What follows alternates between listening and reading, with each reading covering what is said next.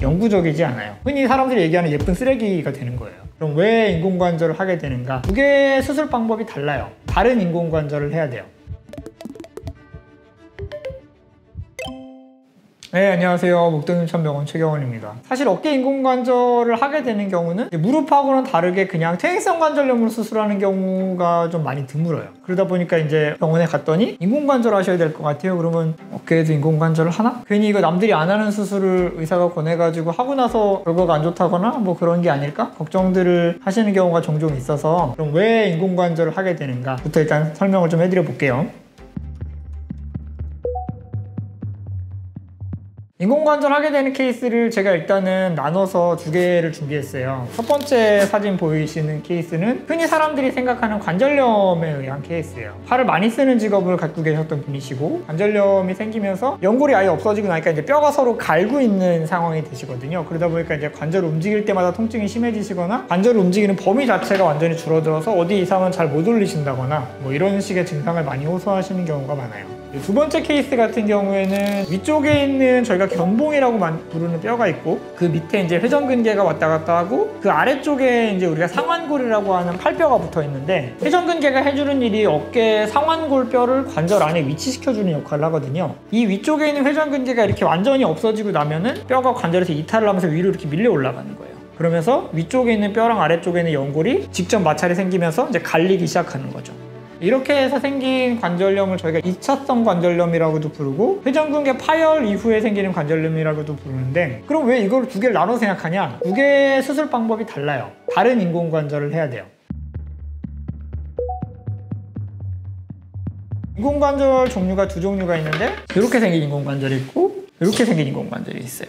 어깨뼈랑 같이 옆에 놓고 비교해서 보시면은 어깨 팔뼈가 있는 쪽이 원래 둥글고 몸통이 있는 쪽이 접시 모양이 있어야 되거든요. 이거를 똑같이 재현한 인공관절이 이거예요. 팔이 있는 쪽이 인공관절이 둥글게 생겼고 몸통이 있는 쪽은 이렇게 접시 모양으로 생겼는데 이쪽을 보시면은 두 개가 반대로 생겼어요. 팔이 있는 쪽이 접시 모양으로 생겼고 몸통이 있는 쪽이 동그랗게 생겼죠. 왜 이런 식의 인공관절을 만들었냐? 사실 인공관절이 제일 처음 개발됐을 때는 이게 먼저 개발됐어요. 원래 사람이 가지고 있던 관절의 모양을 재현해서 기능을 회복시켜주는 게 목적이기 때문에 원래 모양을 최대한 이용해서 우리가 인공관절을 만들어보자 하고 만든 게 이제 이 인공관절이에요. 이 인공관절의 문제가 뭐냐면은 어깨 인공관절을 해서 아무리 예쁘게 만들어놔 봐야 환자가 팔을 못 올리면은 쓸모가 없는 거죠. 흔히 사람들이 얘기하는 예쁜 쓰레기가 되는 거예요.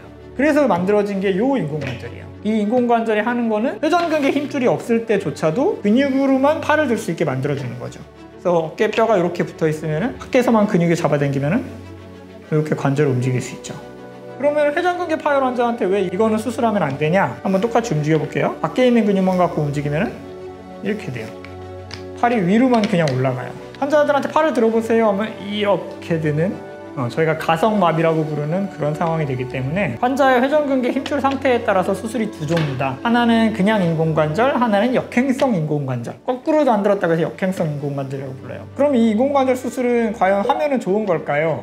사실은 인공관절은 무릎도 그렇고 팔꿈치도 그렇고 하고 나면 사실은 대부분의 문제가 해결돼요. 대부분의 문제가 잘 해결된다는 장점은 있지만 영구적이지 않아요. 그냥 일상생활만 하시는 경우에는 거의 반영구적처럼 쓸 수는 있지만 최소 70대 초반까지는 인공관절 수술을 잘 권하진 않죠. 그럼에도 불구하고 인공관절 수술이 계속 권하고 많이 하는 이유는 일단 인공관절 수술을 하고 나면은 그 이후에 문제가 생기는 경우가 굉장히 드물고 환자의 활동 범위가 많이 넓어진다. 이런 장점이 있다. 이렇게 생각하시면 될 것 같습니다.